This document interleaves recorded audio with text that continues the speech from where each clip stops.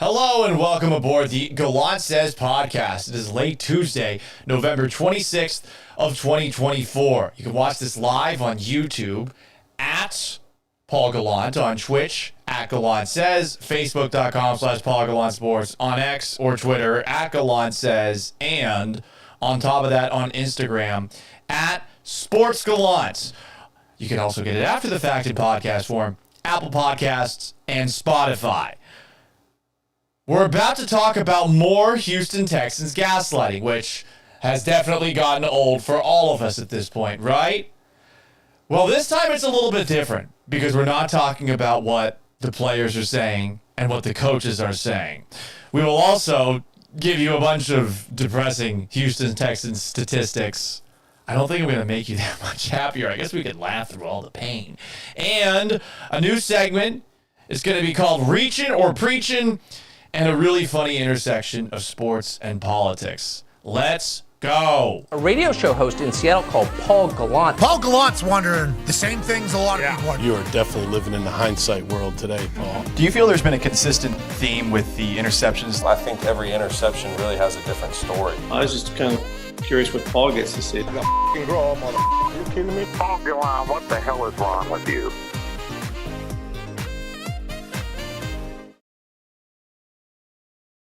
I'm told that today's issue, from an audio perspective, is that now we are dealing with some sort of echo. Great. There's always something new every single day. Let's take a look before we dive into all the takes on whatever the hell is going on, because I think that I hear this echo as well. Hang on a second. And now I think it's gone. There we go. All right. Let's try this again. Is there an echo still? Texas Tag says, bro got that yak back mic. Adam says it's fixed on our side now. Cool. I appreciate you guys for highlighting this stuff. I need a producer. I feel like I would get this thing out a lot on the road a lot more quickly if I had someone that could do all of this shit. Okay. We've been gaslit by the Houston Texans a lot this year, right? You hear from D'Amico Ryans talking about the positives when asked about the negatives. You've heard a lot of players doing similar things. This is a 7-5 team that is underachieving relative to the expectations that we set for them and that the national media set for them.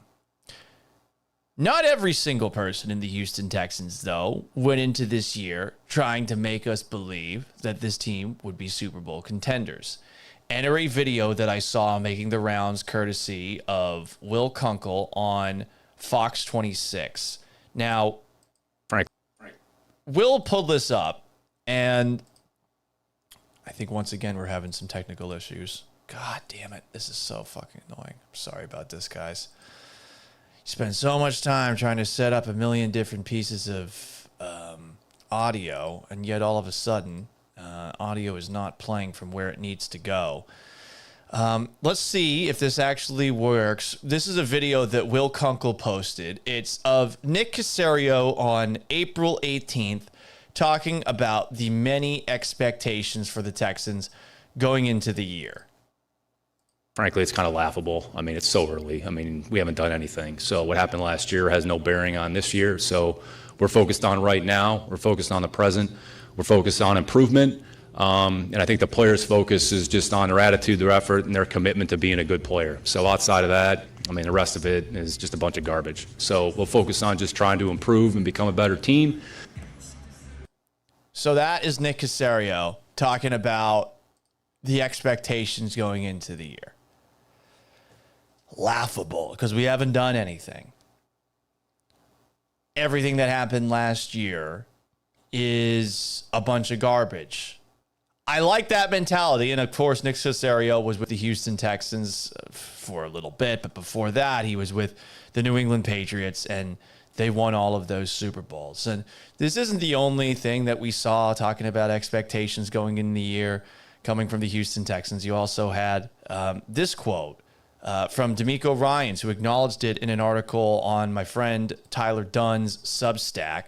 The title of it from June 10th of this year, Rat Poison, Smiles, Bullets Dodged, Why This Texans Hype Feels real. No AFC team will generate buzz up to week 1 quite like these Houston Texans teams in the past. And he brings up the 2018 Cleveland Browns with Baker Mayfield going into his second year, but also Freddie Kitchens as the head coach, as the example of things that you do not want to see happening.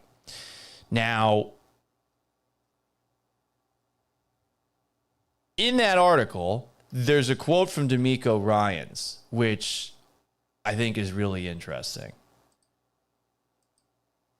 In that article, DeMeco Ryans said that people talk about expectations, and everyone wants to talk about what people on the outside are saying, but it doesn't drive what we do inside.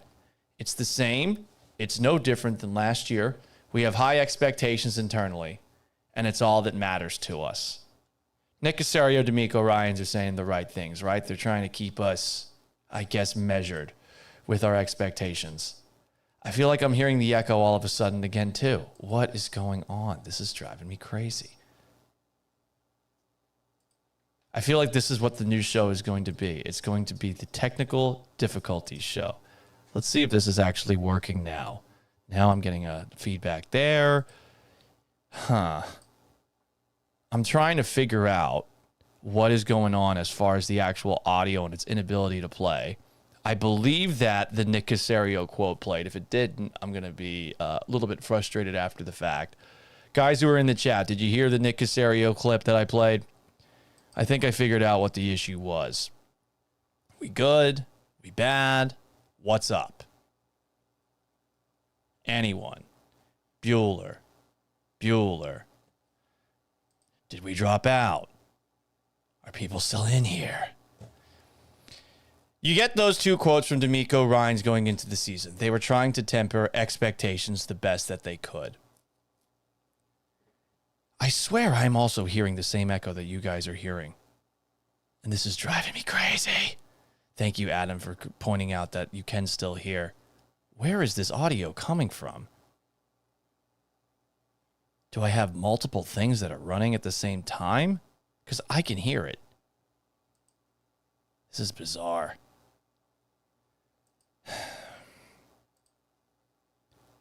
It wasn't an issue for the last show either. Let's see. Monitor off. Maybe this will work.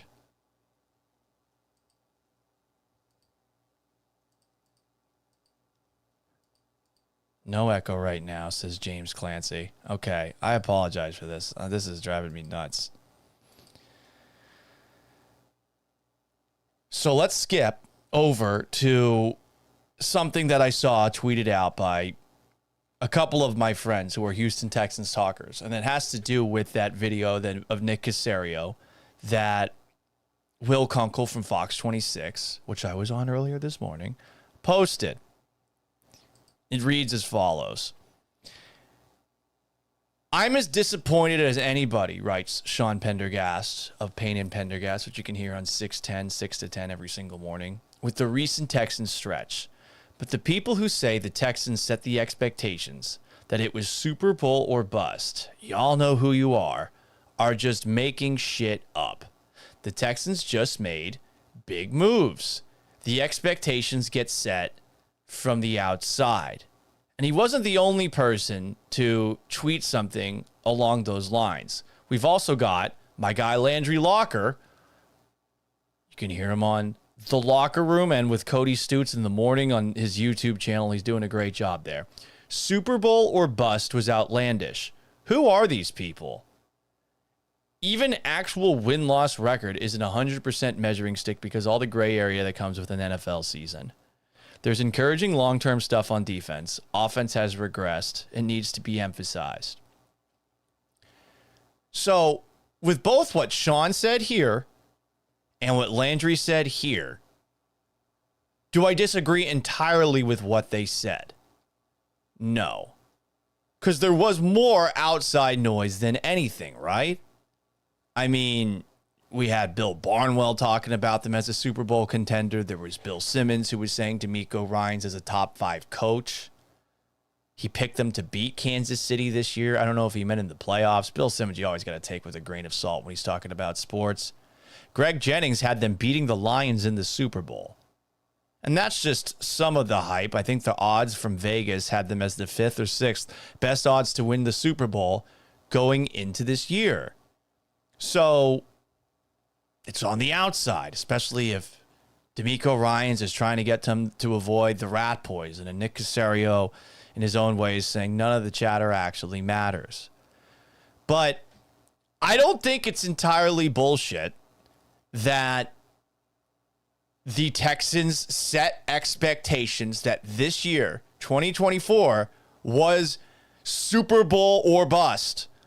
Maybe or bust at the very end is too extreme of a statement, but there is no denying that the Houston Texans created huge expectations for themselves. And it's not just the moves. It's not just signing Danielle Hunter, signing Danico Autry, trading for Joe Mixon, trading for Stephon Diggs. And then on top of trading for Stephon Diggs, you tinker with his contract so he's a free agent at the end of the year. You traded a second-round pick for a rental. And by the way, that guy tore his ACL. He's out for the year. I do think there's an argument to be made that that trade did not work out for the Texans. But that's neither here nor there. Those are just moves, Paul. Of course, the outside noise is going to get big. But that's where we get to some of the things that Houston Texans players said themselves this offseason. And I imagine some people are thinking, oh, Paul, you're just about to show some clips of CJ Stroud on various podcast appearances this summer. Because a lot of people were getting annoyed about those podcast appearances. Nope. I am talking about some of the least talkative Houston Texans. Let's start with, of all people, and this one was a surprise to me, Derek Stingley, Texans cornerback who we barely hear from. Said Derek Stingley, Super Bowl. I feel like this is a Super Bowl team, pointing to the talent the Texans have on both sides of the ball. That's from July 30th. And this is not a rookie. This is a guy that was entering his third year, who was definitely riding high after a really good second half of the season. But hey, we're just talking about one quote, right? One quote does not represent the entirety of the Houston Texans. Well, guys, guess what? There's a little bit more. Here is Nico Collins talking about some of those expectations. This is from an article in ESPN written by DJ Bien-Aimé, August 26th. Stroud is special now. He can make a no play into a play. The expectation for us is to get to that Super Bowl, just taking it one game at a time, 1 week at a time. For us, it's about just being dialed in. We got the weapons, we got the tools. If we all bought in, man, nobody gonna stop us. But Paul, that's just two Houston Texans players talking about Super Bowl expectations going into the year. They didn't say Super Bowl or bust, but they are talking Super Bowl still. It's just two players. That's not reflective of the whole team. Well, let me present some more quotes. This one comes from Joe Mixon in that same ESPN piece. Mixon wouldn't compare this Texans team to his past teams. The Cincinnati Bengals, one of them, of course, made the Super Bowl. But he understands what it takes to make deep playoff runs. I've been in this situation in previous years and prevailed. That's what we play the game for. Everybody wants to be the best or have the best record.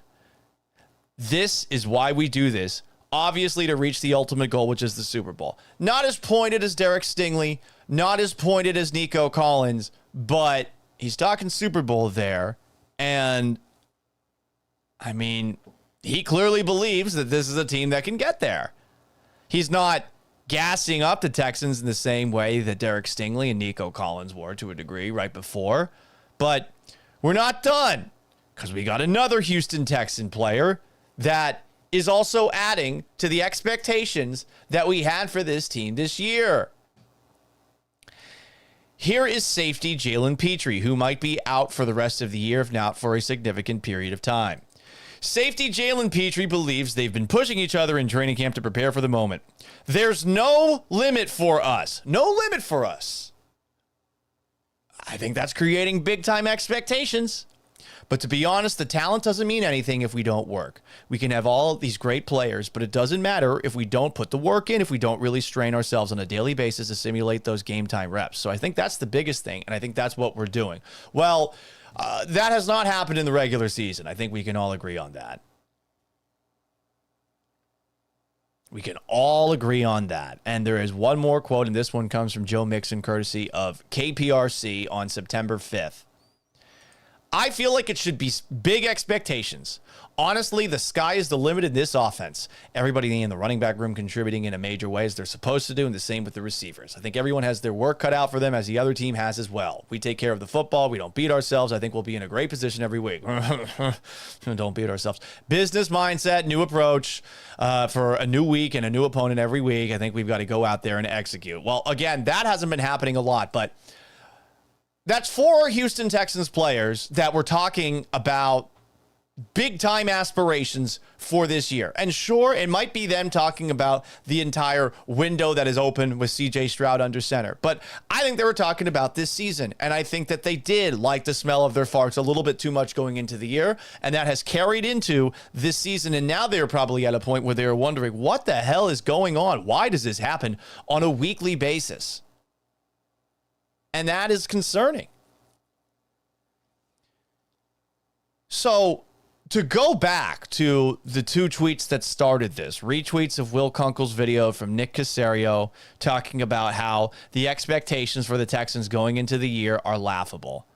Sean saying, and you can see it one more time, I'm as disappointed as anybody with the recent Texans stretch, but the people who say the Texans set the expectations that it was Super Bowl or bust, y'all know who you are just making shit up. The Texans just make big moves. The expectations get set from the outside. I totally disagree. I love Sean. I love Landry. But the expectations were created by several Houston Texans players who talked about how good this team can be. Is it their fault that they didn't get there? Is it lack of effort? Is it lack of trying? I think it's lack of paying attention to the very little things.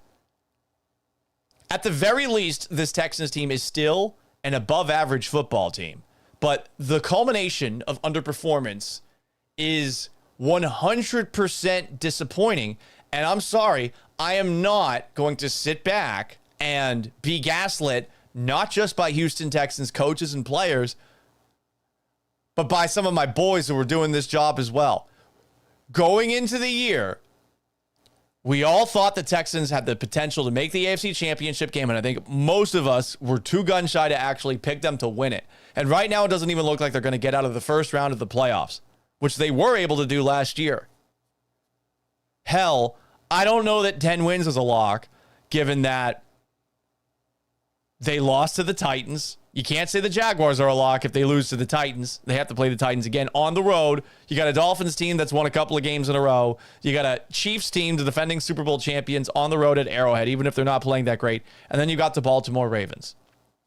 Are they going to live up to the expectations that they set for themselves? They haven't to this point. Please do not tell me that Super Bowl or bust was not in any way set as an expectation by those inside the Texans building. It might not have been D'Amico Ryans. It might not have been Nick Caserio, but certainly it came from inside the building. It came from Derek Stingley. It came from Nico Collins. It came from Joe Mixon. It came from Jalen Petrie. And given all the appearances that he made all over the World Wide Web and in China, for God's sakes, CJ Stroud added to it as well.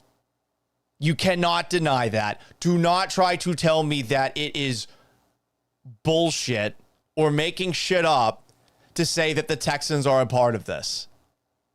They got egg on their face because of some of the things that they said this offseason. I'm going to read some comments here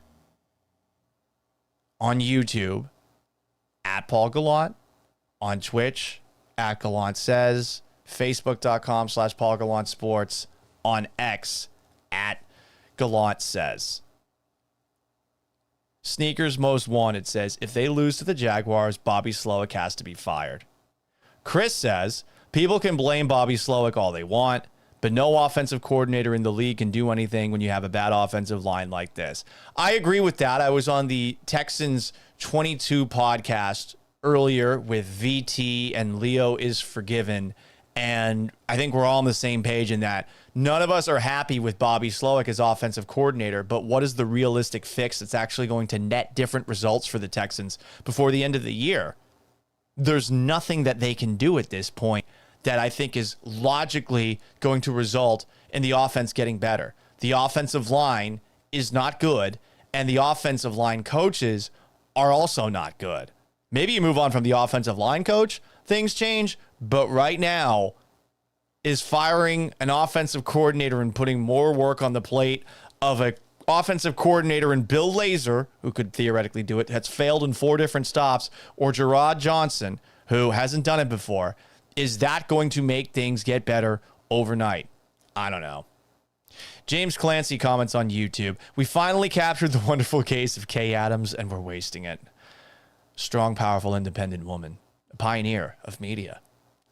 Ezekiel Tovar says, I felt like it was just the front office understanding that the Super Bowl window is open. Of course it's open. It's going to be open as long as they have CJ Stroud. But the Texans definitely felt themselves going into this year.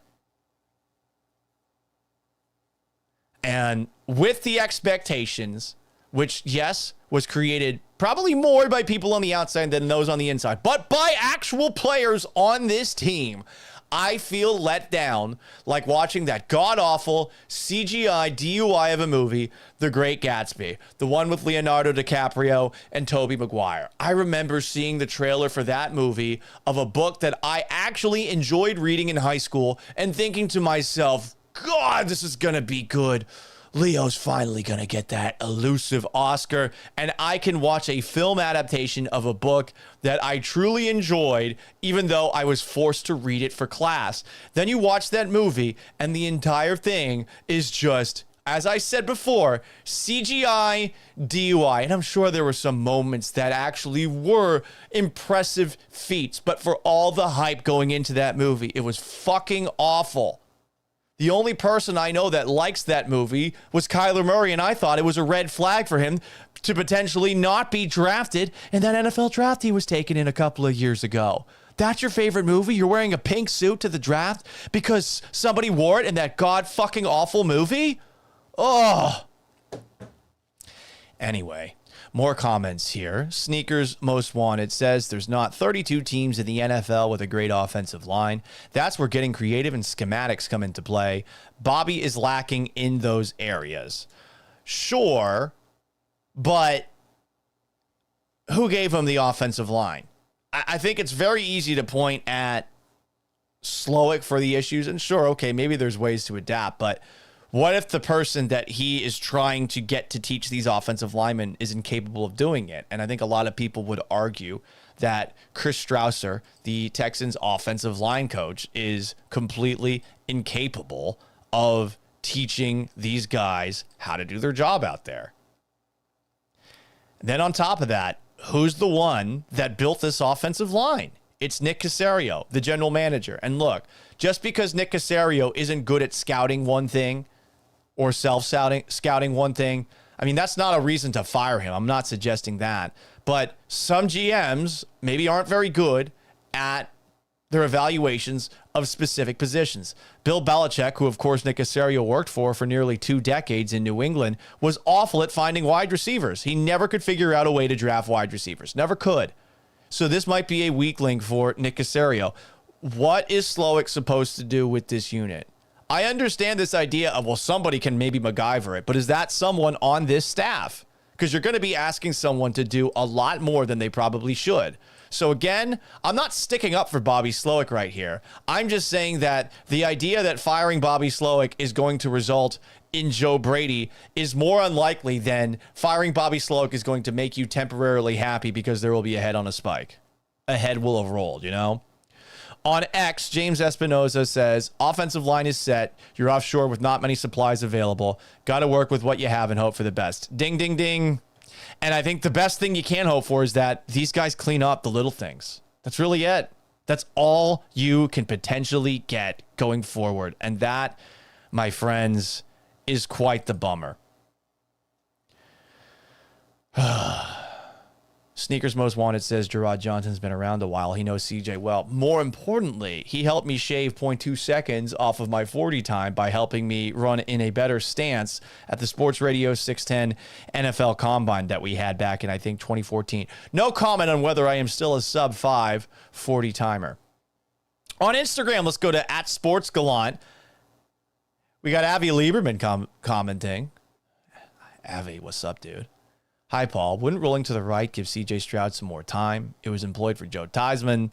Why did I say it's so weird? Why did Joe, I think it's Theismann, and he changed his name to Heisman, insufferable Notre Dame thing, giving him more time in the case of offensive line worries. I mean, that's more of a college thing to do, you know? Like, you go to one side of the field, you're going to shorten things potentially for CJ Stroud. If you have good play design downfield, that could potentially work, but I think you're going to need Bobby Slowick to actually draw up good plays, and a lot of people here don't seem to have a lot of faith. He also asks, to be fair, how many teams start the season going, we have no chance of going to the Super Bowl? I think a lot more would if you gave them truth serum. I think everybody thinks to themselves, hey, we've got a chance. But going into the year, for sure, the Texans had the talent on paper to potentially be up there. And this is different than with Baker Mayfield, who I think is limited in terms of his actual talent. And in terms of who they had as head coach with the Cleveland Browns in 2018. I think that go long piece by Tyler Dunn, take a read at it if you want to go back in time and remember that we had all of these expectations and people are trying to tell you that these expectations were crazy to have. I'm sorry. No, guys, we can't do that. We can't do that. The expectations were not crazy, and the Texans were a part of creating those expectations. Like, they're not carte blanche in this one. A couple other things that I wanted to get into. I'm not allowing people to tell me it's been worse. I love Nick Scurfield. I think he has done a fantastic job transitioning from doing stuff for HoustonTexans.com to now basically helping every single brand in Houston. And I really enjoy his videos that he posts when he goes to visiting ballparks as an Astros fan, specifically Dodger Stadium. Look that up on his TikTok. It's really funny. The guy's got balls of steel walking through an LA crowd the way that he did. He tweeted this out. I'm old enough to remember when a 7-5 record and a 2-game lead in the division would make a Texans fan cry tears of joy. And then that tweet features images of Lovie Smith, David Culley, Bill O'Brien. Oh, look at that butt chin. And he who shall not be named. You know who it is. We don't have to say his name. I responded to that tweet saying, but there was also a time where people were annoyed with the doesn't matter Brian AFC South champions at 9-7. And I don't think that you should be judged for being frustrated that this team is very clearly underachieving relative to the expectations and keeps on making the same mistakes every single game. And it led to an exchange with another one of my favorites online. I love Steph Stradley. She's a friend. She's invited me over to her house a couple of times to watch Houston Texans games and to her tailgates, and I have not taken her up on that because I honestly just sleep in too much on Sundays because I'm generally out drinking on the Saturdays before, and I barely make it to the game on time. But Steph tweeted this to me when I responded with that, like saying, hey, there's a lot of people that remember the Bill O'Brien era and were getting mad at this team going 9-7, much to the chagrin of one Bill O'Brien, who would generally handle such moments like this.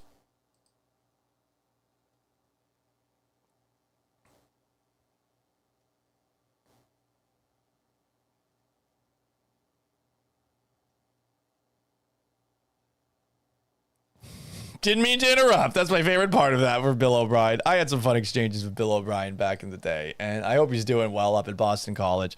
I know maybe some of the scenes behind the scenes for the Houston Texans indicate that he wasn't exactly treating people that well. But to go back to Steph Stradley's tweet, Steph has been tweeting out a lot of just nonsense positivity that has been driving me fucking crazy. It has. Steph tweeted this. People are always annoyed no matter what you say or do. So really vibes are about encouraging more of a non-annoying things and making fun. Now, news sharing is hard to do in a good vibe way when shit is ungood. This I know to my bones. And I'm glad that she at least brought that up. Steph, I don't know what I'm supposed to do to make the vibes more positive, okay? Last year was fucking fun. It was a rookie quarterback. It was a new head coach who had played for this team. It was a honeymoon phase. The honeymoon's fucking over. And it's been over for probably a month, but we weren't willing to admit that the honeymoon was over. It's been over since you blew the game on Thursday to the Jets. And then it was moreover when you lost a game where Jared Goff threw 5 interceptions and you had a 23-7 halftime lead. And then it was moreover when you sacked Will Levis 8 times, had a pick 6 against him, and lost to a 2-8 fucking football team. Why do I say fucking like I'm Conor McGregor? McGregor's canceled. I can't quote him anymore.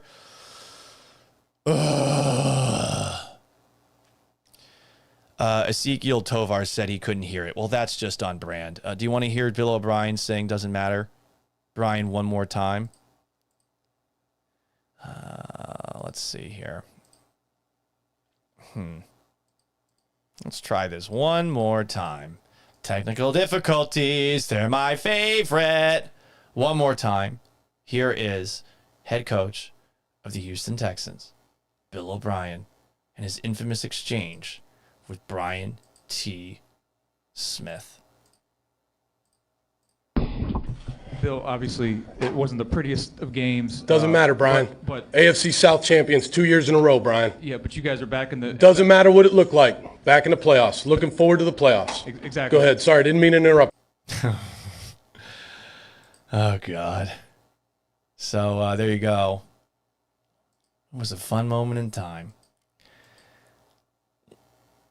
We've had expectations for this team before. When they don't live up to them, we get pissed off. I think understandably so. I was looking before this show began for some quotes of maybe CJ Stroud talking about the Super Bowl aspirations. And here is an article, and you're going to laugh at the image that's shown here. It's from Shea Serrano. It's in The Ringer. May 1st, 2017. We're already planning the Texans Super Bowl parade. One extremely optimistic Houston fan is convincing that swapping Brock Osweiler for Deshaun Watson will lead to glory. And it shows a picture of Deshaun Watson kissing a Lombardi trophy. Oh. Shea Serrano's a great writer. But I don't even know if we still have Shea Serrano as a Houston Texans fan anymore. The positivity has been a lot. Toro McJohnson comments, the power of love will fix this team's issues. Well, you're certainly hearing a whole lot about love from one D'Amico Ryans. This is a clip from yesterday's podcast, the Gallant Says podcast, available wherever you get your podcast, Apple and on Spotify. Here is every single time D'Amico Ryans talked about positivity on Sunday and on Monday. A lot of positive things happen. There was a lot of really good things that happened. Our guys continue to do good things. Our guys did a good job in the protection. There are a lot of positive things that we would love to be highlighting today. There are a lot of positives that happen with our team, but on the flip side of that, there are also a lot of negatives that negated a lot of the positives that we had. Negative plays kind of overshadowed all of the positive things that we did. We put out really good stuff, but the negative stuff is just, it continues to hurt us. Do they need? Yeah. Oh.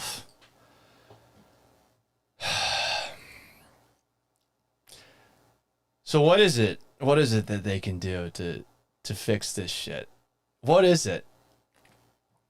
How about this as an idea? Do you think this could turn it around? Ladies and gentlemen, I'm going to present to you Bengals head coach Zach Taylor, because there's something new in the Cincinnati Bengals locker room.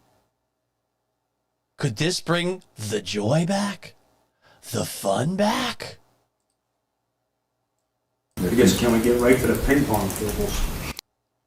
In case you couldn't hear that, the reporter said, "Oh, you guys got ping pong tables in the locker room now."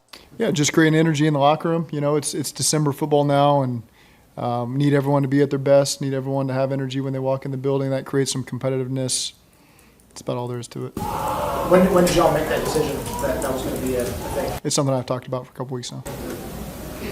What was the reaction like when they were coming back, the players? I wouldn't say it was much of a reaction. They're free to go. There's still a bunch of guys in there right now. Is that exactly? Yeah, I think it is. I just want guys to interact, and you know, so that's one way to do it. I'm not overthinking it too much, but it is a way to create some energy and get guys up and active.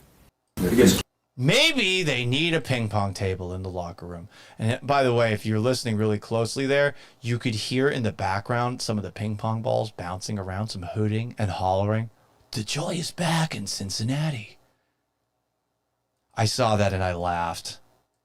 So maybe that's a thing that the Texans could potentially do. But, I mean, we're down bad. We're down very bad right now.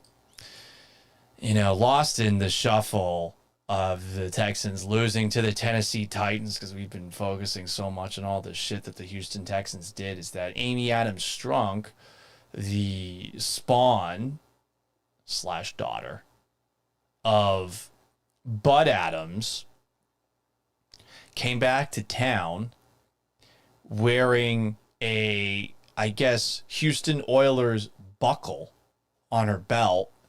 And I guess her presence motivated the Tennessee Titans to upset the Houston Texans on Sunday. Here is the Titans' best player, Jeffrey Simmons, after the game at NRG Stadium. And of course, I mean, what would this show be without more technical difficulties? We press refresh. We open it back up. And then we get to the point in the clip where Jeffrey Simmons talks about Amy Adams Strunk motivating them for a victory. Oh, wow, it's loading again. God, I'm going to kill someone tonight. I wish I had someone to kill. The only person I can kill is myself. We don't have anybody that can do this any better. All right, let's try this one more time. Here is Jeffrey Simmons, Titans defensive tackle. One more time. Here is Titans defensive tackle, Jeffrey Simmons. Not just for us, for Miss Amy. You know, we know the history behind everything, and just to sit her in this locker room, you know, with tears in our eyes, you know, how much this means to her. Now, that's the reason why, you know, we, especially myself, like, go out there and give it my all. You know, we had a mindset last night. We talked about it. You know, let this game mean a little more and play for our owner. Oh, she was crying because she was so emotional that she beat bully Hannah McNair. And let's be honest, Hannah's been a little bit of a bully. I've enjoyed Hannah McNair being a bully. I've enjoyed it. But, yeah, I mean, that sucks. The Titans won it for Amy Adams Strunk. It is kind of funny that Hannah McNair has added an extra element to the rivalry. I really think that the Titans were pussies not wearing the Houston Oilers uniforms to NRG on Sunday. Like, you're going to wear it in your own backyard. Wear it when you come back. Honestly, it would add a little buzz to a game between a team that, before the game started, is 7-4 with the Titans 2-8. Like, no one's taking the Titans seriously with the whole, you know, not having scored 20-plus points since September 30th, which they were able to do in the first half. No big deal. No big deal. Oh, my God. Deep breaths. Deep breaths. This isn't even your favorite team, Paul. Why do they make you so angry? Why do you spend so much of your life covering them, talking about them? More Titan on Texan crime. I don't know who the hell Marco T is. I guess he hosts the Titan Coliseum podcast every Friday at 7 p.m. Central Time. I see what he tweeted about Amy. Miss Amy is a straight-up gangsta. She wasn't all in the media running her mouth and funny little remarks like that old hag Hannah. Hey, motherfucker. Hannah is not an old hag. Hannah is a strong, powerful, independent woman. And I think there's a higher degree of difficulty wooing the son of a billionaire and then being the person that helps run that ship the right way than just having the team given to you because of inheritance. But that's just me. That's just me. Tim Batchelor's bringing up that the echo is back. Oh, my fucking God. He says, though, that the technical difficulties create character for the stream. Yeah, I feel like I hear it. I don't know what it's coming from. I really don't. This wasn't an issue before I started messing around with things. I am hearing the echo myself, though, and it is absolutely driving me crazy. Okay. I think I got the echo gone. Let's see if this works, where we've got this setting to play the audio. I don't know if the echo is back now, but you know what, guys? That's just the way the cookie crumbles. Tiny Tony says it's better. I'm sorry, everybody. I want to do this on a regular basis, and then all of a sudden we have all the technical difficulties, and I feel like I'm fucking Laramie Tunsil getting called for an illegal formation downfield 7 times in a game. Although he's never had that happen 7 times in a game. And really, he didn't do anything from a legal formation perspective on Sunday. He just did the little false start thingy. And the Texans had the illegal shifting, which I guess was on CJ Stroud. Here's another tweet roasting Hannah McNair. I don't like this one either. One owns an NFL team, attends owners' meetings, is on the Hall of Fame committee, runs numerous businesses. The other is married to Cal McNair. This is not a nice picture to use of Hannah McNair, sir. Though she does look, I think, like a very strong, powerful, and independent woman there. And then there's a picture of Amy Adams Strunk. She's not even wearing Columbia blue. I thought the whole, deal was that the Titans own that color, but this is like a darker shade of blue. The jacket that I wore to NRG Stadium on Sunday is more blue than that one. But we're really down bad, guys. I'm going to give you some really... the echo is back. Jesus Christ.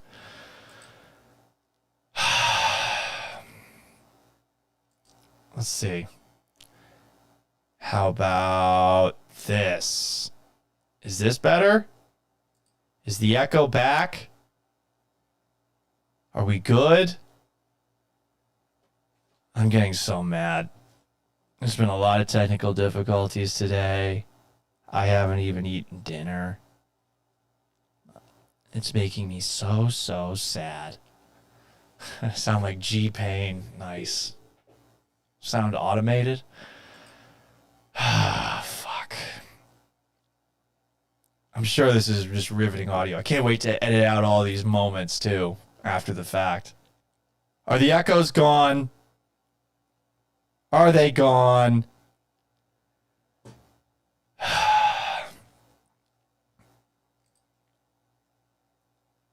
I have no idea if they're gone. The echo never went away. Jesus Christ.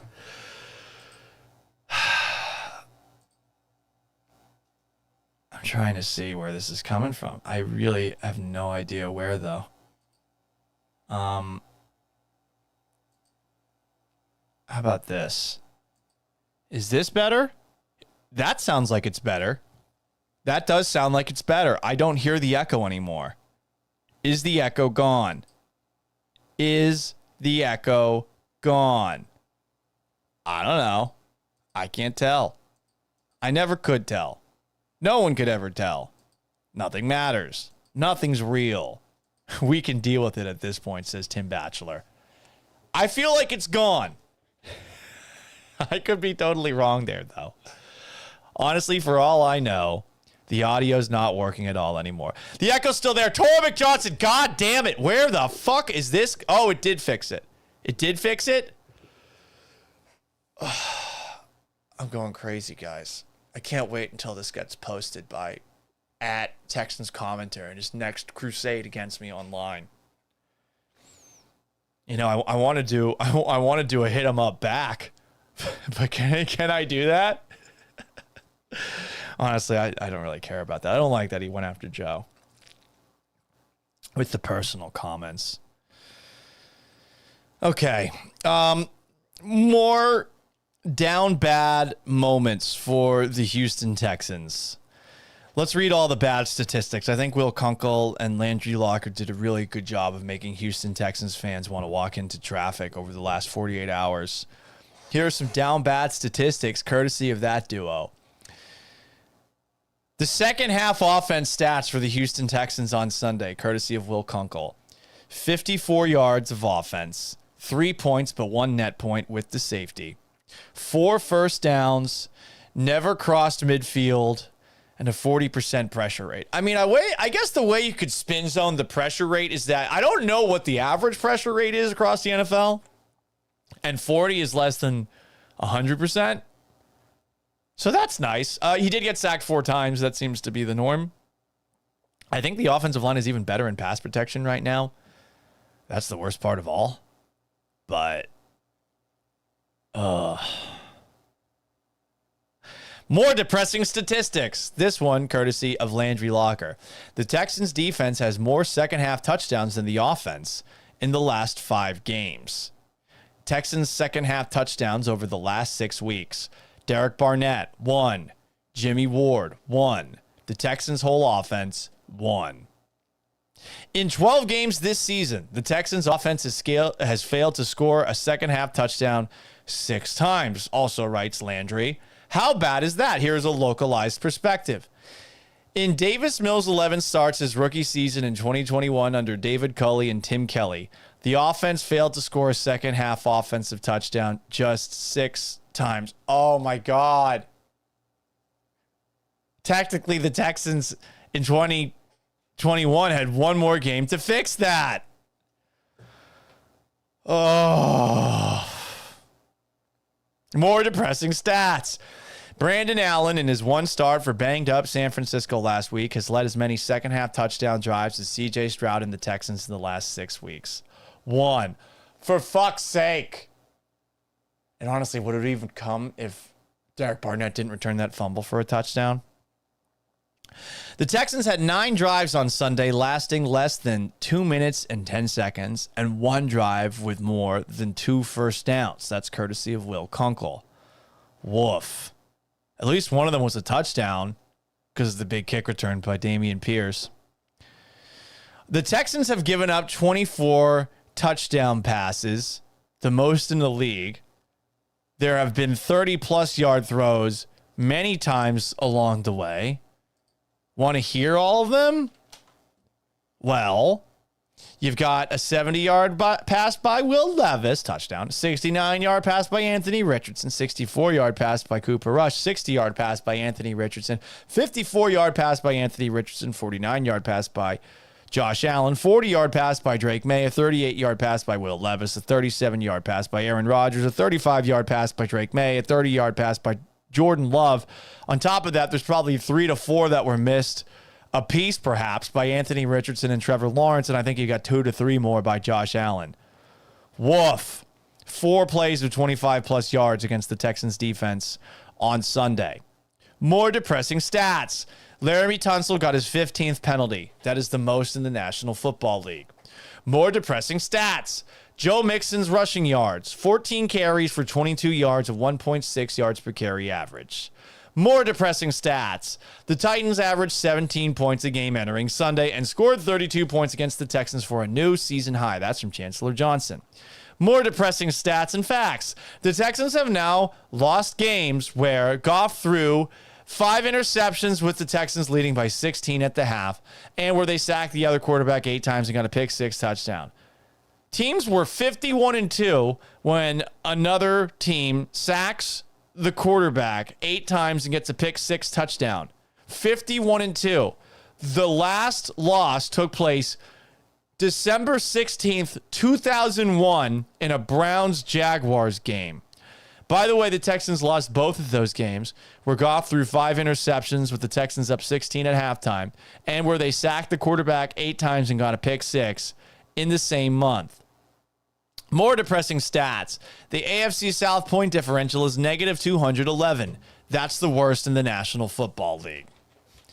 Last I checked, another depressing fact. This is courtesy of mybookie.ag. You enter promo code BET975. You're going to get a doubling of your first deposit right away. And guess what? The Texans, who were a 5.5 point favorite against the Jaguars when the line opened, are now just a 5 point favorite against the Jacksonville Jaguars. More depressing stats. Per Adam Wexler, since October 16th, there are 28 quarterbacks in the NFL with at least 115 passing attempts. Texans quarterback C.J. Stroud is the lowest rated passer among them at 74.7. He's also the second most sacked quarterback in that span. The Texans are one of just 8 teams averaging less than 4 yards per rush attempt in that span. Jesus Christ. There's so many more stats. C.J. Stroud has been the most pressured quarterback this season, pressured 191 times. This is from Will Kunkel. 39 sacks allowed, that's 31st. 191 pressures allowed, that's the most in the league. 41% pressure rate allowed, that's 30th in the league. More depressing stats. C.J. Stroud has had 1 game with multiple interceptions in his rookie year. He has 3 this season, also from Will Kunkel. So with all those depressing stats in mind, I mean, can you blame the late arriving crowd? Can you blame the late arriving crowd? I can't blame the late arriving crowd. I respect the efforts of some of the newest media members in town coming to town who have been, I think, really annoyed with the lack of care given by Texans fans. I would point to Will Kunkel, who's new at Fox 26. I'd also point to Ron Hughley over at Sports Radio 610. For Will's part on Fox 26, and I think he does a good job putting his TV stuff on social media, I think the man's going to survive the change. I don't know that I'm going to survive the change whenever it happens when we go away from the traditional media altogether, but that's neither here nor there. That's why I'm doing this. Here is a package put together by Will Kunkel that talks about the late arriving crowd at NRG Stadium. Now, Texans fans, listen and listen closely. This right here, it is quiet. It cannot be like this against the Titans 20 minutes before kickoff. I need you to get in your seats and make this an atmosphere on game day. Make people afraid of coming into this building because of the atmosphere that you set. I know you care and I know you can do it. Because look what you did in Dallas. You all showed up. The Texans takeover in Dallas was serious. I was told it was 60-40 from a ticket person. So show up early in NRG this weekend and let the Titans know who's boss. Anthony, that's all I got. I like the pep talk. And I've done the pep talk thing. Here's the thing. This team has hurt us so much. I mean, I'm new to this, but they've hurt people so much that we're at a point now where I think you just want to come for the playoffs. And the playoff experience against the Browns was awesome, but like I'm not going to get mad at people for this being the crowd right before kickoff. Ticket prices are expensive. It's really easy to watch the game at home. And as as Sneakers Most Wanted brings up, Dallas was the Super Bowl. Tora McJohnson says, bougie Houston fans. I mean, yes, to a degree, but you know, this is a city that has a lot of transplants. I'm one of them. And do you want to go watch a game against the fucking Titans? Do you want to watch a game against the Jaguars at NRG Stadium? Probably not. And when there are fan bases that travel and you have season tickets and they cost as much, don't you want to sell those tickets to the fan bases who are going to travel? Going to NRG Stadium, and this is nothing against the fine people who go. I just don't think it's a fun experience unless you know somebody that you can tailgate with.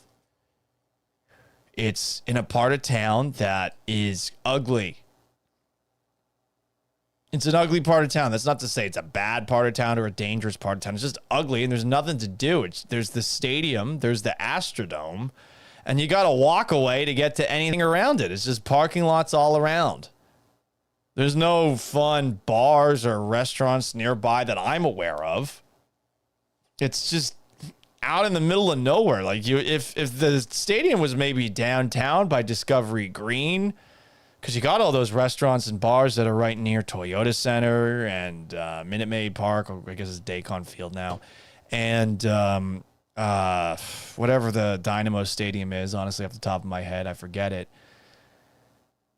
I mean, I don't blame people for showing up late, and I don't blame people for not going, just given what's happened this year, you know? It is a bandwagon-y town, and I accept you for what you are. In fact, I've become bandwagon-y myself. That's why I'm an Astros fan now, but I am too cool for school. I'm not wearing Texans gear for a while. I'm waiting until they actually do something that impresses me. I want to be impressed much. Sneakers Most Wanted asks, Paul, did you watch Chris Long's take on the Texans' offensive struggles? Today was a busy day. I think I'm going to watch it tomorrow. It's time to debut a new segment. It's called Reachin or Preachin, because I've seen some very interesting hot takes on Twitter over the last couple of days. Here is an interesting tweet. This is from @Texanico YT. And the tweet reads, based off of this picture of CJ Stroud with Bobby Slowick. Oh, man, it's an unfortunate frame of Bobby Slowick. His eyes are closed, and CJ Stroud's looking ahead. He's dead. Stroud is completely done with Slowick, and none of us can blame him. Fire Bobby. Are you reaching or preaching by saying that Stroud is completely done with Bobby Slowick based off of that picture? I think you're reaching. I think you're reaching. Another thing, are you reaching or are you preaching? I saw a lot of people online posting some crazy things. And I think it was at ML Football that said that there are some Texans fans that would prefer to have Deshaun Watson back. I've seen Corey Barrett throwing grenades on the timeline saying, hey, I'd rather the Texans have Deshaun Watson back because Deshaun Watson was better than CJ Stroud back in the day.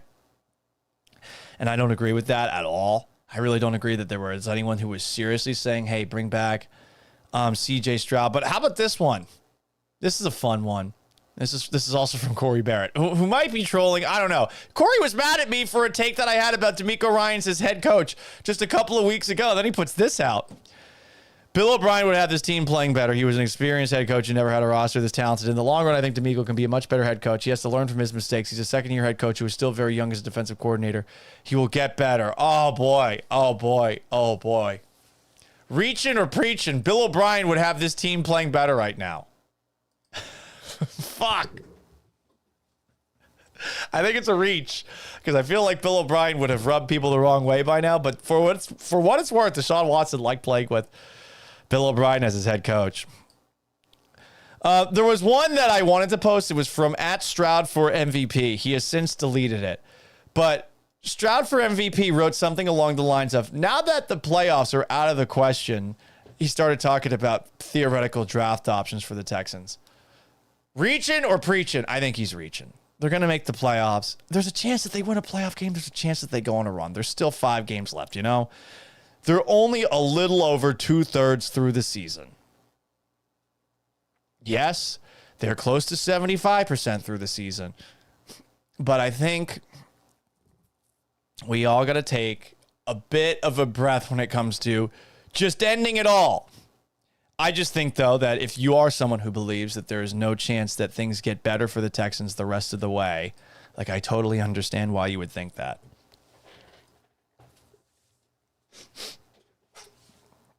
A couple more things that I want to get into, and this has just been one of the most amusing developments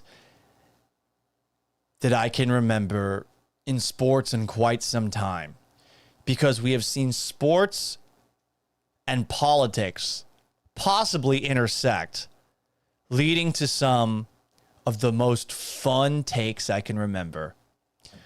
For those who live under a rock, former President Donald Trump was reelected to be president beginning in 2025. He's the president-elect right now. And all of a sudden, the sports world is impersonating one of Donald Trump's signature moves, his dance. This is a real video that some poor intern at the Washington Post who thought he was going to be the next Woodward and Bernstein had to post. It's just a montage of all the athletes copying Donald Trump's dance moves, which they aren't the sharpest dance moves, but I'm getting a kick out of the coverage of this. Like, this is the dance, in case you can't see it. He's basically moving his hands up and down, kind of like he's Johnny Bravo. There's John Bones Jones doing it. There's Trump doing it again. I'm impressed that he likes dancing like that. There's a couple of Detroit Lions players doing it. There's Trump doing it some more in Grand Rapids, Michigan. There is a Tennessee Titans player doing it. That's Calvin Ridley doing it. Here's more Trump doing it. Again, you can watch this video online. There's Brock Bowers doing it, Raiders rookie tight end. Like, there's a lot of hullabaloo over this dance because this dance has now invaded the sports world. And I think it's just really funny because people are turning it into a political thing. John Jones was the first guy to do it at UFC 309. United States soccer star Christian Pulisic and his teammates Weston McKennie and Ricardo Pepi did this. But afterwards, Christian Pulisic stressed that the celebration was not a political dance. Per The Athletic, he said, quote, I saw everyone doing it yesterday in the NFL. I saw John Jones doing it, and we were having a bit of fun. I thought it was a pretty fun dance. It's not a political dance. It was just for fun. I saw a bunch of people do it, and I thought it was funny, so I enjoyed it. Some of the other players who did it, Lions defensive end Zadarius Smith. I mentioned Calvin Ridley, Brock Bowers. By the way, when Brock Bowers did that dance after the game was done, a reporter by the name of Safid Dean asked him about the celebration.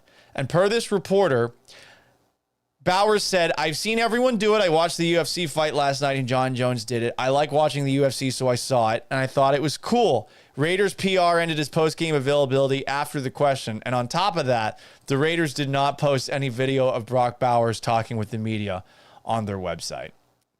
More people who have done it because they didn't want to deal with the controversy. British golfer Charlie Hull. Apparently a West Virginia quarterback did it. Nick Bosa did it. A player for Drake University did it. And we've had so many people doing the Trump dance that at one point during Texans Cowboys, people were wondering if this moment right here was the Donald Trump dance. I mean, this is where we're at now. In case you missed it, here is the video of after Joe Mixon scored a touchdown, Joe Mixon and CJ Stroud dancing, and someone is claiming that CJ Stroud is doing the Donald Trump dance.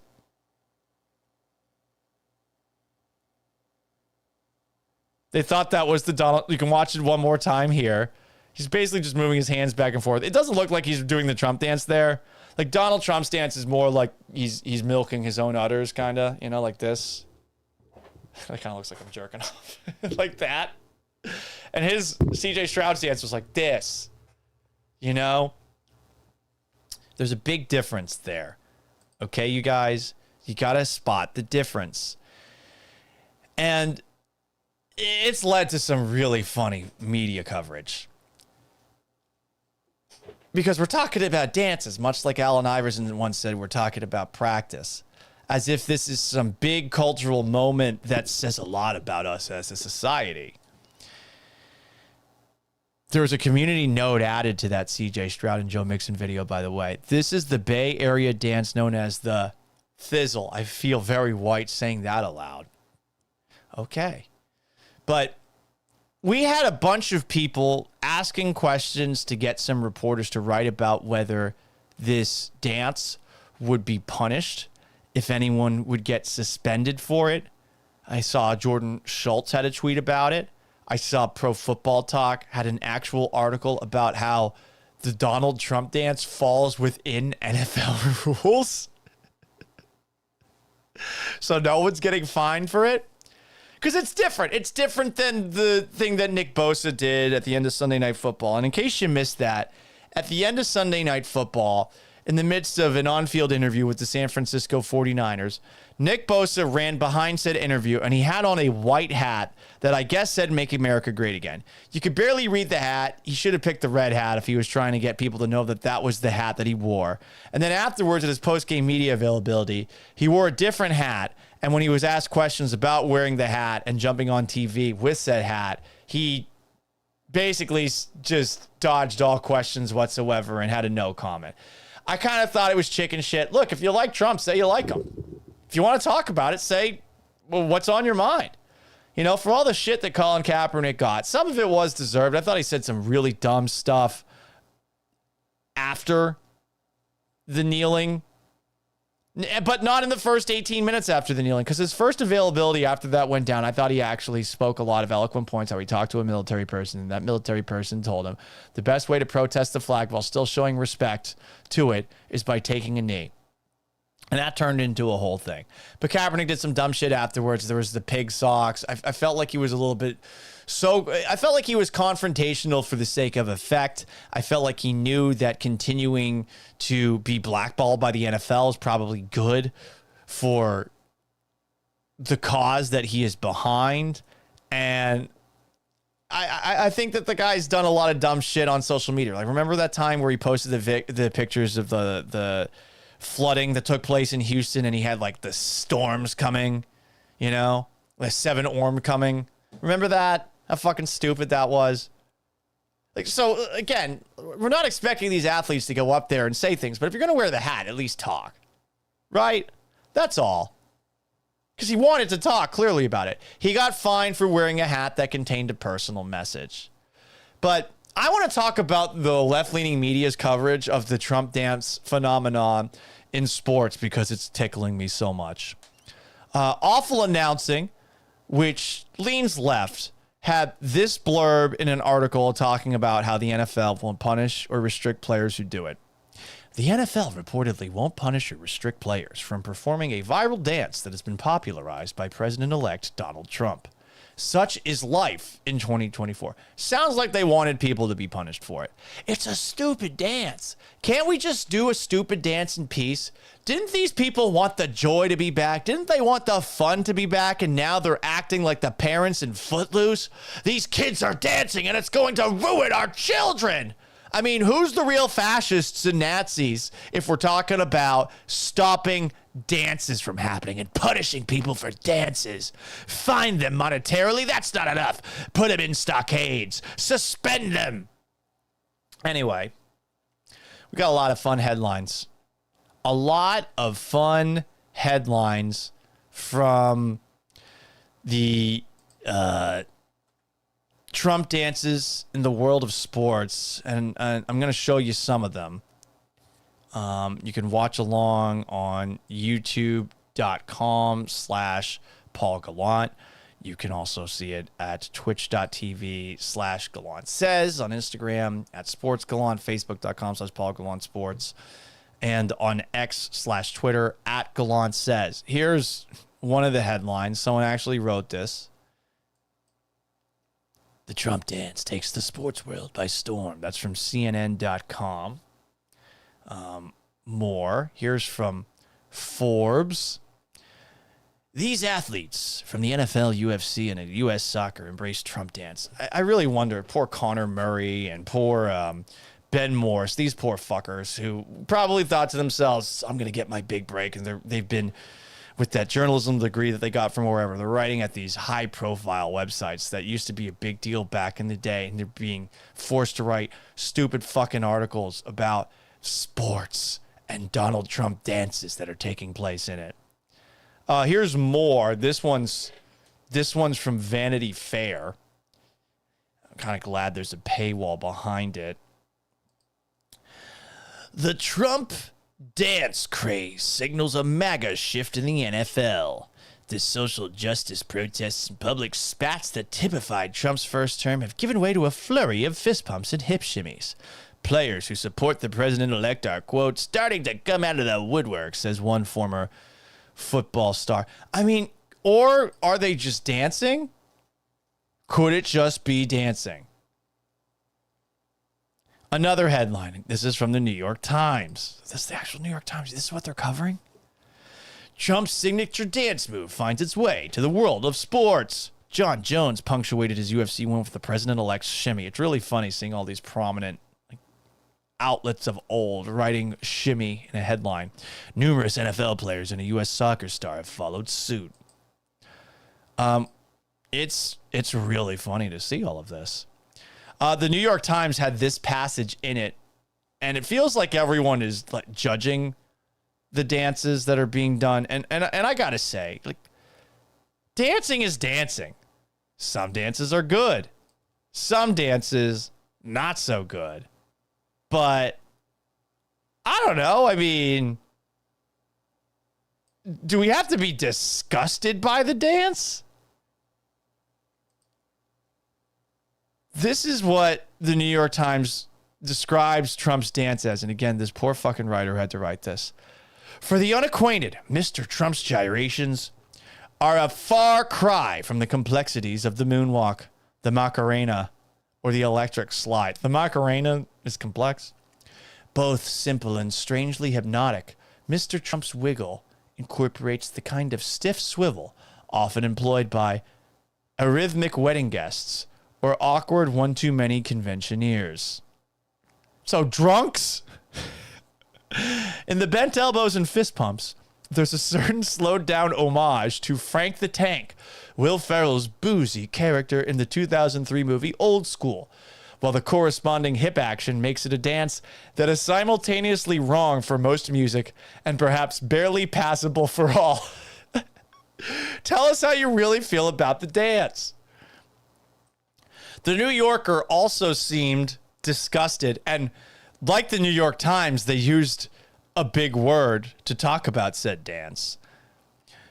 Bosa used his right arm to clear some space, craned his neck forward, and arithmetically jerked his arms, there's the word, and knees. He looked like a man with a rod in his spine doing the twist, or a robot trying to walk through a wall, or a constipated chicken, or like Donald Trump when the Village People's YMCA comes on.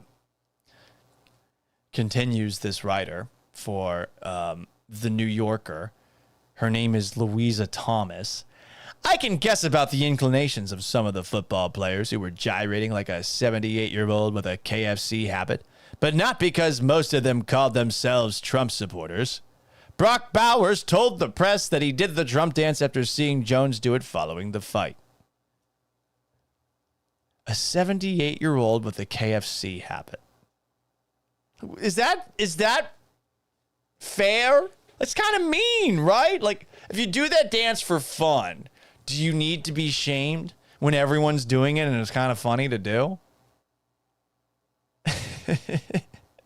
Tim Batchelor comments on YouTube, Mr. Trump's wiggle.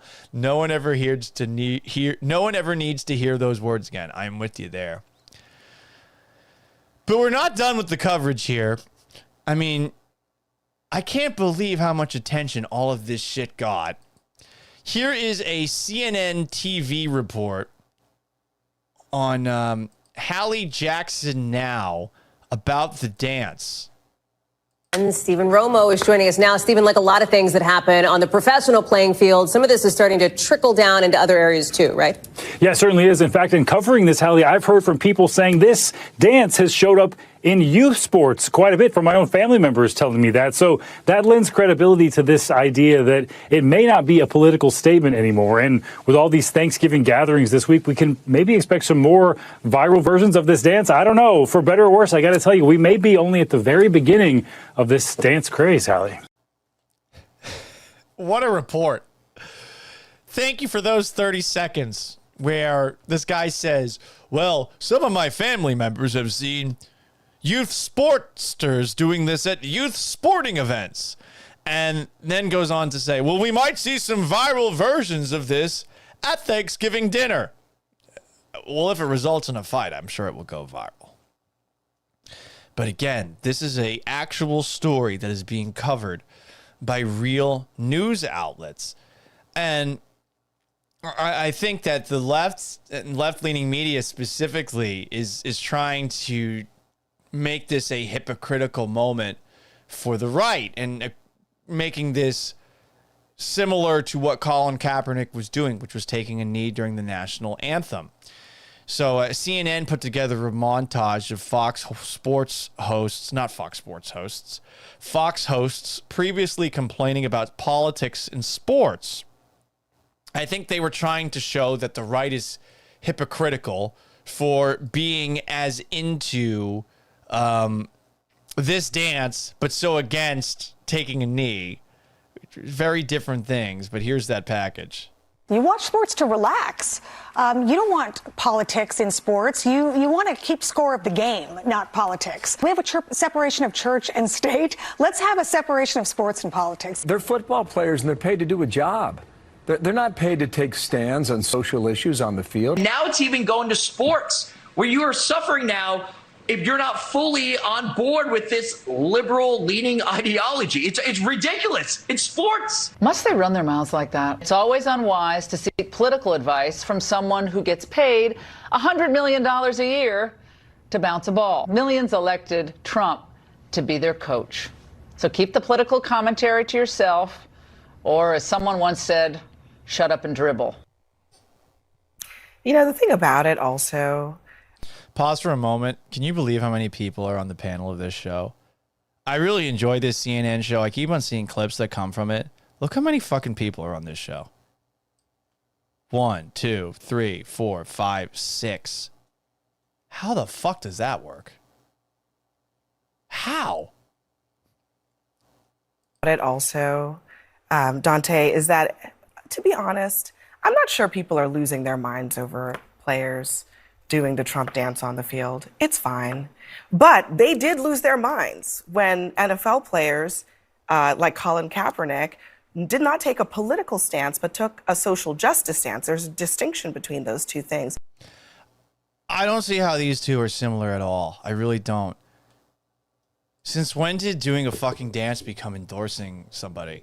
And I'm sure that some of the people that are doing this Donald Trump dance perhaps do align with him politically. But maybe they're doing something that we all used to do, which is shut the fuck up about who we vote for. And they see this, they think the dance is funny, it's goofy. Anyone can do it. We the whites. It's a dance we can do. Maybe people are just looking at it and thinking to themselves, this is goofy. I'm screwing around.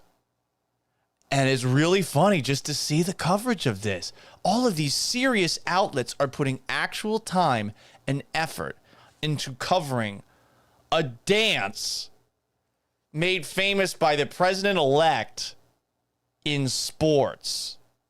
And we haven't even gotten to the best hot takes about this. Louisa Thomas from The New Yorker, ironically,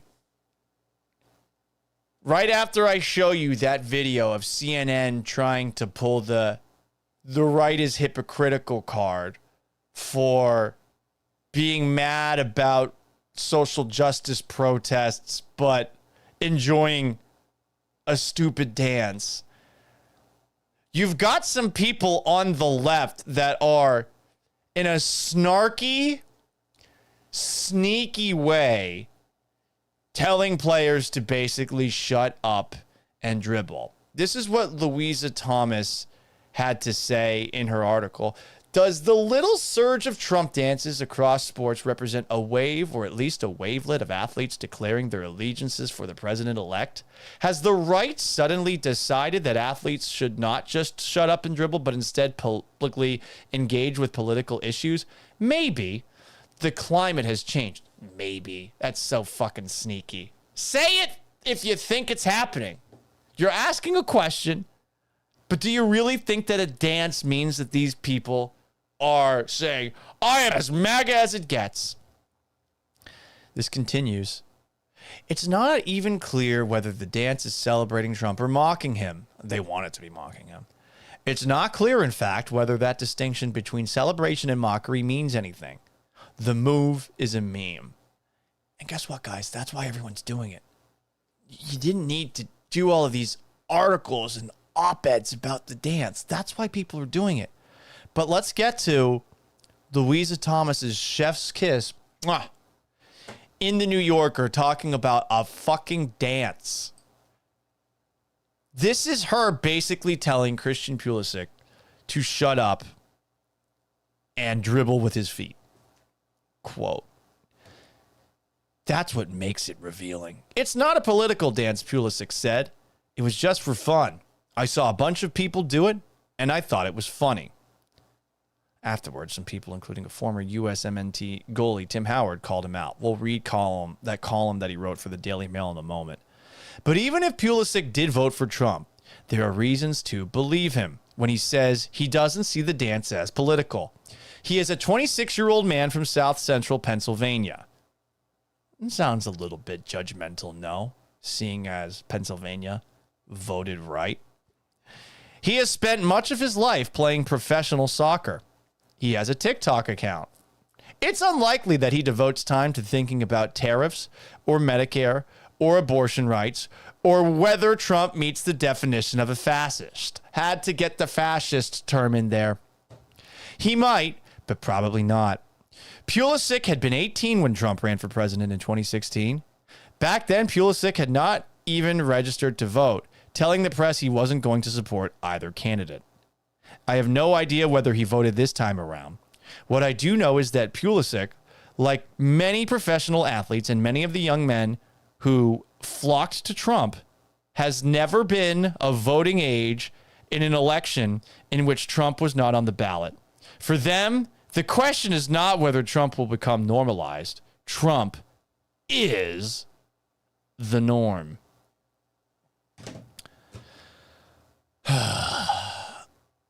She says right there, basically, shut up and dribble with your feet. Because along the way, she's basically implying that he doesn't know a fucking thing. And look, he probably doesn't know a fucking thing. You know, most athletes don't know a fucking thing. Most people don't know a fucking thing when it comes to who they're voting for. You know, I'd like to think that we have an informed population of voters, but people are working hard. They've got tons of stuff to do. I'm not looking down on somebody who doesn't know about every single thing that they're supposed to vote on, you know? You got families, you got jobs, you might have multiple jobs, you might have relatives you're taking care of, other extenuating circumstances. And that piece of the New Yorker is kind of judgmental of like, well, he doesn't know what he's doing while dancing. And she's saying all of this without actually saying it. She's implying it for people who read the New Yorker, who are generally people who are, let's just say, a little hoity-toity, you know? Do we want to get to the coup de grace? And I know we've been away from the Houston Texans for a while. I do want to do a little bit more of this on the Gallant Says podcast. So if you're not a fan of this, maybe maybe go elsewhere. But look at this piece written by Tim Howard in the Daily Mail. Good God, the Daily Mail has a lot of pop-ups on it. Look at this website. And see, look, a pop-up comes up right away. Fuck off, Daily Mail. I'm going to move away from this so that you guys don't have to see all these pop-ups. It's giving my eyes cancer. Tim Howard, the headline for dailymail.co.uk. My message to Christian Pulisic, Nick Bosa, John Jones, and anyone doing the Donald Trump dance.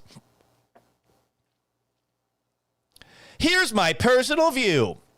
Doing a dance that mimics Donald Trump is stupid. Why? Because whether it's the President of the United States or my neighbor down the street, I would never back someone who I believe is racist. I wouldn't glorify that. I wouldn't do it for anything. I know there's a lot of opinions on Trump. Is he racist? Is he not? I feel like a lot of the things said about him are trope. I feel like a lot of it's hyperbole. I think sometimes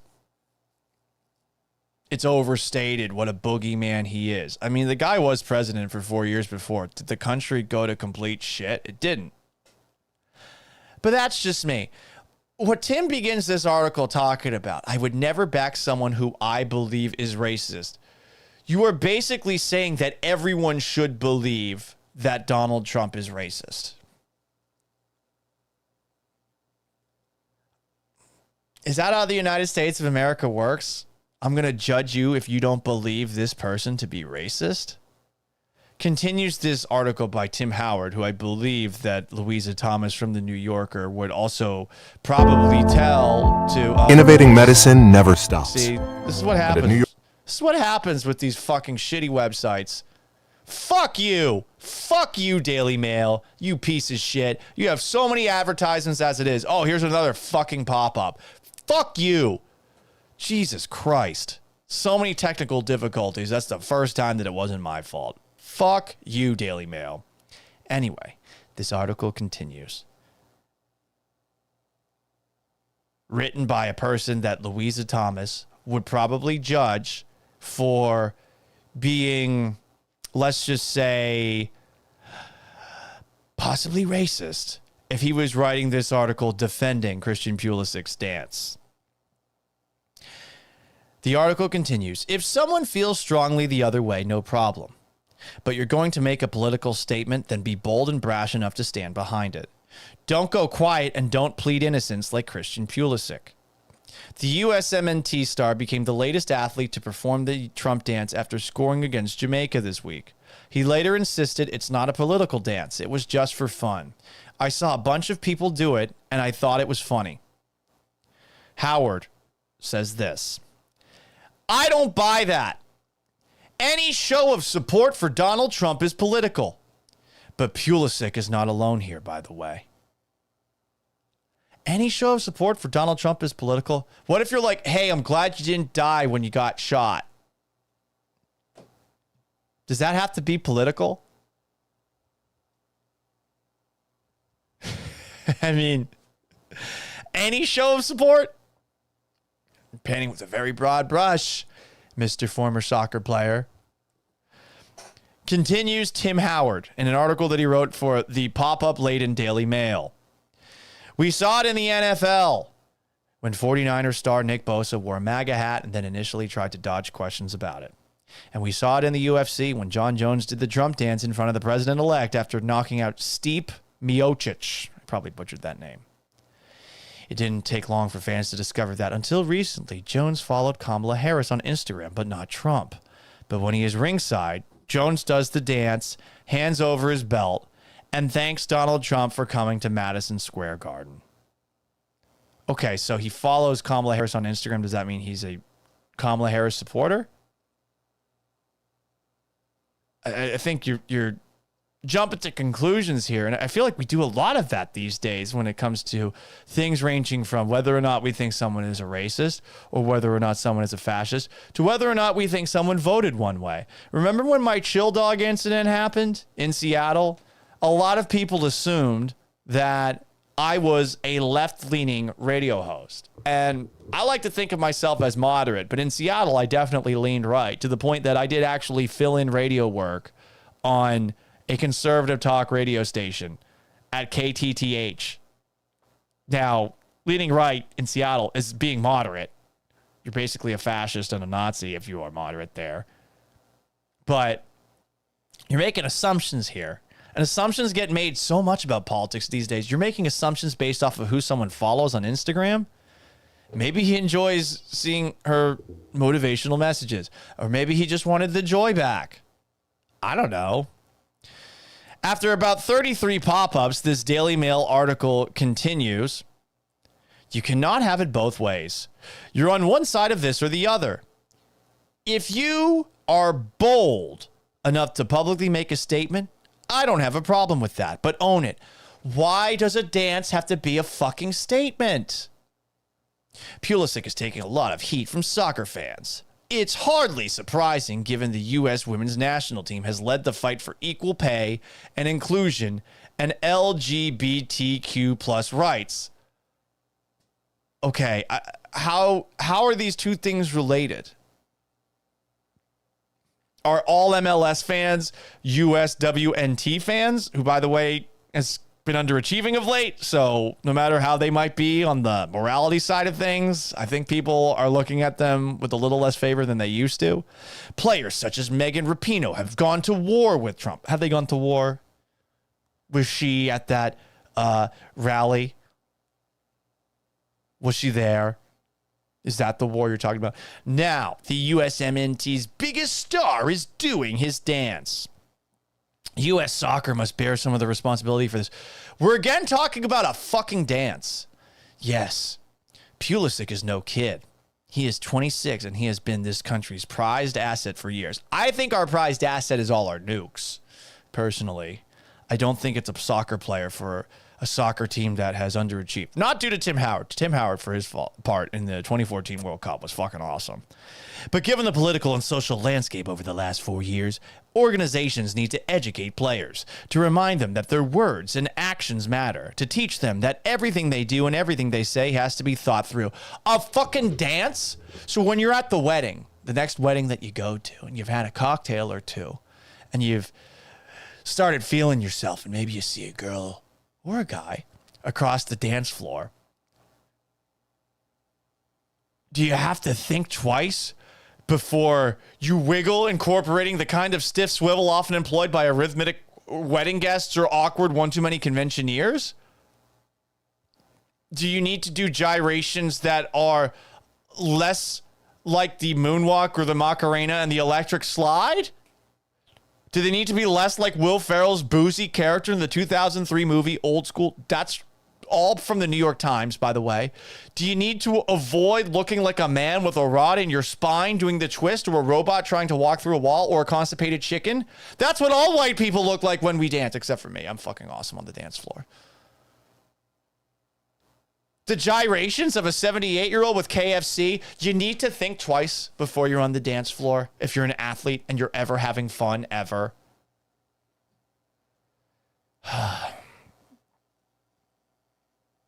I'm going to continue reading this Tim Howard article in the Daily Mail. I have to X out some pop-ups for a moment. Quote, I don't think that Trump frequently claims he is the least racist person in the world, or won the votes of more black voters in November's election than before. His actions over the decades are clear. He called for a total and complete shutdown of Muslims entering the country in 2015. He taunted Barack Obama over his birth certificate. That really is the worst thing he's done. He has repeatedly been slow to condemn white supremacist groups. That's actually incorrect. He has condemned them. There's video of it online. But you keep on saying it over and over again. People keep on saying it. Like, I'm not trying to defend him here. I'm really not. But people really keep going back to that one. That's why it's difficult for me to see how this scenario has unfolded. A prominent player does a celebration that is deemed to be political by everyone except them. U.S. Soccer has to stay ahead of the game, gather the players for a meeting, talk to them during training camps, send an email if you have to. Oh, my God. We're talking about a dance. I need Allen Iverson here. But most of all, remind everyone, we just had an election. You might see these dances and you might score a goal this weekend. Have a think about how you might celebrate. Oh my God, there's more in this fucking column? Jesus Christ. And that's still what Pulisic chooses to do, fine. But his explanation, that doesn't wash. And that falls on the shoulders of U.S. Soccer, too. My last game for the national team was in 2017 when Trump had come to office. But the chaos hadn't yet come to a boil. So politics never caused any friction in my locker room. We're talking about a dance. We're not talking about politics. But we would go on the road to Central America and our CONCACAF rivals and experience a lot of American hate. That's every fucking country the United States is going to visit in a sporting event. That's every fucking country. It has nothing to do with Donald Trump. Any president could be there. They're going to hate you. They're going to want to beat you. They would boo the national anthem, and during one game, opposition fans chanted for Osama bin Laden. Is that Trump's fault? It doesn't get more crazy and horrific than that. But all it did was band us players together. Jesus Christ. There was never a divide within the national team, and politics never crept into the Premier League while I was there either. Well, yeah, you didn't understand politics, and most of the players were international. You probably didn't understand the politics of England. When the Rainbow Laces campaign started, for example, I remember Phil Neville, who was Everton captain back then, and a PFA representative telling us we're wearing these. I wore them. Other players didn't. I'm guessing this is some sort of patch to commemorate the gays, for lack of a better term, the LGBTQ community. I don't know much about it, but I'm continuing to read Tim Howard's column. But it wasn't this polarizing moment, which it always seems to be in America. No one made some huge statement on social media or on the field. No one did a dance. But this column's about a dance. Since then, athletes have only gotten richer, and they know they can protect their assets by supporting a certain political party. Sir, supporting Trump publicly is probably going to lose you advertisers. It probably will. I don't know how long that's going to go on. I have a lot of friends who are very wealthy, and they sold their soul to protect their money. What does this have to do with the fucking dance? I will ask them, do you care about the political climate that your child is growing up in? What does the fucking dance have to do with that, Tim? They say they care, but they're willing to support it. They're willing to overlook stuff to make a better life for themselves. That's fine. Support whoever you want for whatever reason you like. But my message to Pulisic, Bosa, Jones and company, own it. It's a dance, dude. It's a dance. It's a dance that he called stupid. I mean, you could say it's a stupid dance, but doing a dance that mimics Donald Trump is stupid because why? Because I would never back someone who I believe is racist. I wouldn't glorify that. I wouldn't do it for anything. Again, those are his words.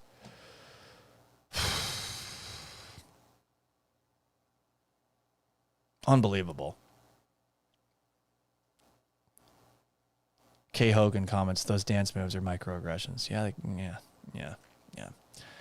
Anyway, guys, I can't believe I spent that much time talking about that. But, I mean, in a year where we have seen all sorts of dances get punished, you know, people that are doing gun dances. Patrick Mahomes, I think, got fined for one of those recently. Like, oh, my God, he was using an automatic air rifle. What's he doing out there?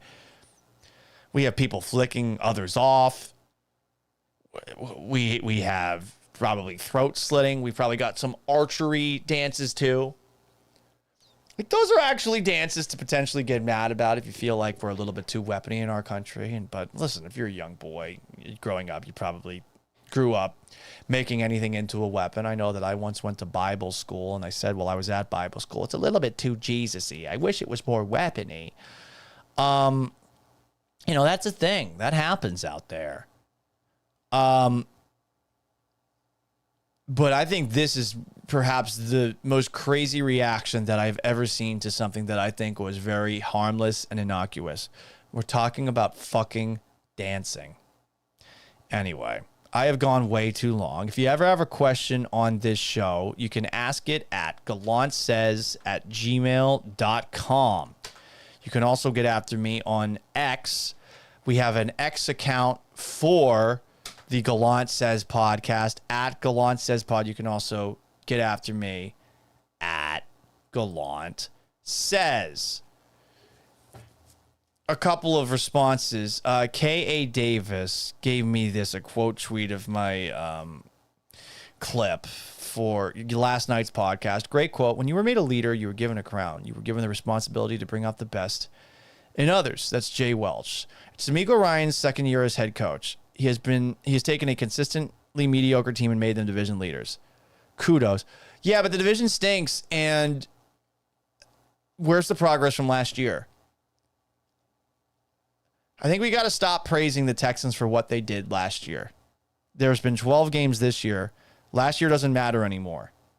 We're almost a full season past last year. Let's stop talking about last year.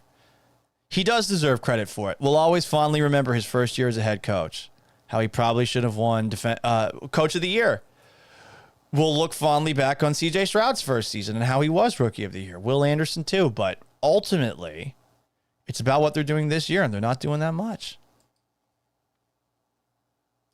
We've got more comments here. At Gallant Says Pod. Peter Richards didn't like my post where I played a supercut of every single time D'Amico Ryans talked about the positivity. Paul, you weren't here when he was a player, and it shows. The fact you think he isn't behind the scenes, D'Amico, chewing players out is getting old. He has respect to the players and will continue to garner their respect in the public light. Let this drop. I don't know, man. It's fair to wonder about the same mistakes if they're happening on a weekly basis, huh? And 2011 was a very different NFL when he last played. Peter continued. I responded to him with that on X. I guess I just get annoyed at knee-jerk logic of media guys, but I guess that is your job.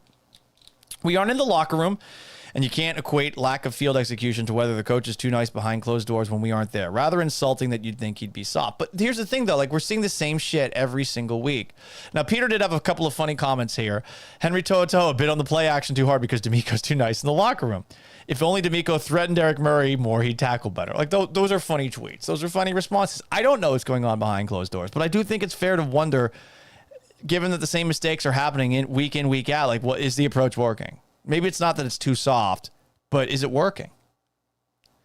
A couple of comments here. Luda says, dude, what the fuck? You're still alive. Yep. Some more. What if Tim Howard was your mother-in-law? I think I ruined Tim Howard for a lot of people on this show. What if the boom dance was adopted by ISIS? Oh my God, that would be so funny. Double chunk chocolate cookie. Boo! Yeah, that would be really funny. The Costco guys would be done. And somebody would write an op-ed in the New Yorker talking about how the Costco guys are actually trash from New Jersey that are a sign of our empire being in decline. And that is actually what they are, but I do enjoy the Costco guys. I really do. Anyway, I appreciate you guys sticking with me as long as you did, bearing with me through the technical difficulties at the end, and allowing me to go on a political tangent. This show went a lot longer than I wanted it to. I have to tighten this up a little bit more with some of the takes that I'm doing, and perhaps I'm actually adding a little bit too much context to this. The prep that this has taken to do these shows the last 2 nights has probably taken me a lot longer. I still have to prep for a radio show and stuff tomorrow. But I do appreciate you guys stopping by. If you haven't already, please like this video on YouTube and subscribe to my YouTube channel. I think that we got through the technical difficulties. You can also subscribe and like on Facebook, facebook.com/Paul Gallant Sports. If you haven't already, please follow me on X at Gallant Says, on Instagram at Sports Gallant if you want to get some quick clips. Also on TikTok, the same clips that get posted to Instagram at Gallant Says.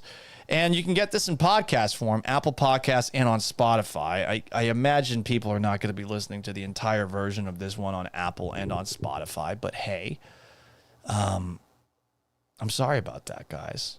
I'm sorry. It's a very long episode. It's starting to look like all the other podcast episodes that we see out there. 3 hours isn't enough. Like there's a lot of long podcasts now, and I'm becoming one of them. I want to try to make these 30 minutes or less going forward, but I appreciate you guys stopping by. I feel like I've said that a million times. Thank you, Todd, the show, for being proud of me. Until tomorrow, and hopefully we'll do this. I'm realizing 3:30 is an unrealistic turnaround after the show. Let's shoot for 4 p.m. Central Time. We'll try to go for an hour. Until then, so long, farewell, and have yourself